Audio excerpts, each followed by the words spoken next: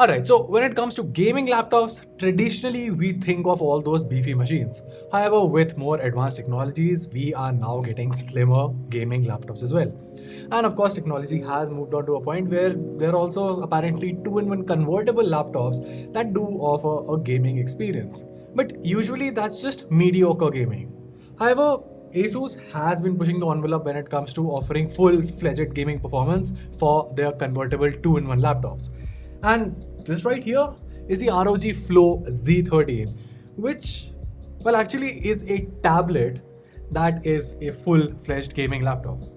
However, how does this design compare to its little brother, which is the ROG Flow X13?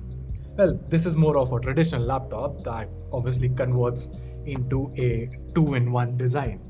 So, the big question, which laptop, actually laptop is not the exact right word for these machines, which convertible gaming laptop makes more sense for you?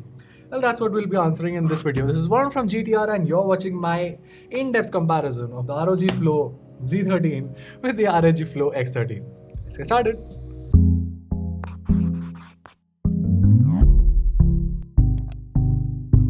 Alright, so first things first, let's start by talking about the design here. Now, like I said, the ROG Flow X13 is like your traditional laptop and it's meant to be used primarily as a laptop. Of course, this can fold into a tablet form factor, but then you would have to deal with the keyboard as the back case to it. On the other hand, the Z13 is a proper tablet that comes with a soft keyboard that attaches magnetically. Now, in terms of portability, the X13 weighs about 1.3 kgs, while the Z13 weighs around 1.18 kgs. Now, one slight thing that I would like to add is that the Flow Z13 also has this cool see-through window with RGB lights inside, which really looks uber cool. But yeah, apart from that, the form factor is the basic difference here.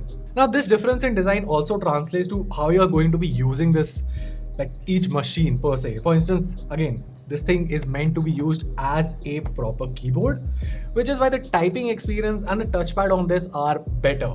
On the other hand, while the keyboard here is a very soft one, the touch experience of the Z13 is much better. In fact, you can just carry it around and use it because it's intended to be used as a tablet. The touch experience of this laptop is far better if you compare it with the X13. As for the displays themselves, they are top notch on both and they're great for content consumption as well as content creation. Now, in terms of I/O, both the laptops are quite comparable. Both the laptops come with a single USB Type-A port and a USB Type-C port, along with a 3.5 headphone jack and a power button that doubles up as a fingerprint scanner. Now, the X13 also features a traditional full-size HDMI port, while the Z13's Type-C port is Thunderbolt 4. There's also the XGM module on both, which brings out another USB Type-C port for you to use. Alright, now talking about the webcam quality, as you can see, it's pretty shabby on both of them. It's slightly better on the Z13, but not by a massive margin to the point where it should be a considering factor. But then again, these are gaming laptops, so you can't really expect amazing webcam quality on either of them. Also, one more thing that I'd like to add is that because the Z13 is your traditional tablet, you also get a camera here.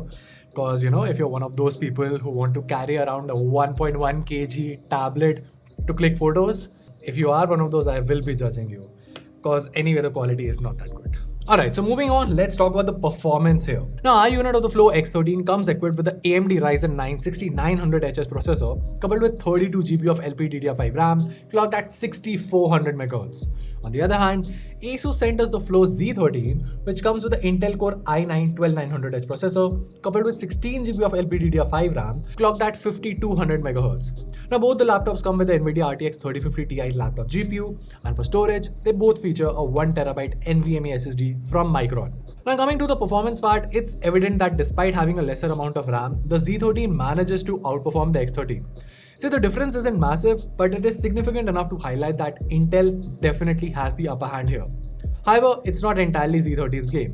Thanks to the dual fan setup and a better cooling design overall, not to forget the fact that the Ryzen processor can run hot for a longer duration without throttling, and the X13 runs better in sustained performance tests, such as when you're gaming for hours. Now, the difference in FPS isn't much, but the X13 offers a more stable performance if you plan to game for 2-3 hours straight.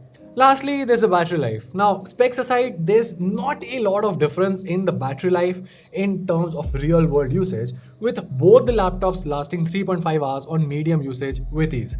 To top them up, you have a 100-watt charger provided inside the box, though of course both the laptops do support USB PD charging, so you can even use your smartphone's charger to juice it up. Or alternatively, you can use the laptop's charger to charge up your smartphones.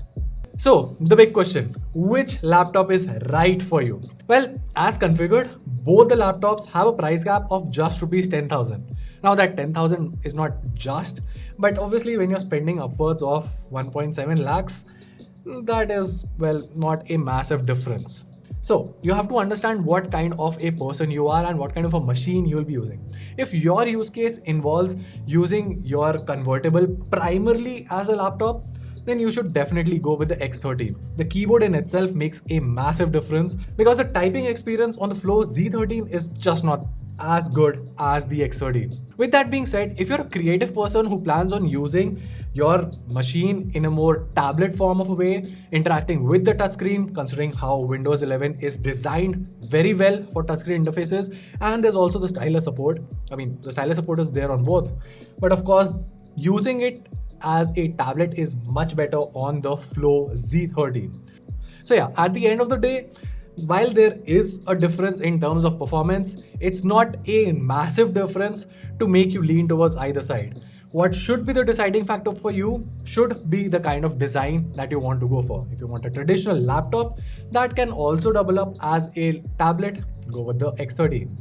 If you want a tablet with powerful hardware and just a keyboard that attaches to it, we'll go for the Flow Z13. And well, that was it. If you found this video helpful, make sure to let us know by giving us a thumbs up and subscribing to our channel for more awesome tech content. Till then, this is Ron from GTR, and I'll see you in the next one.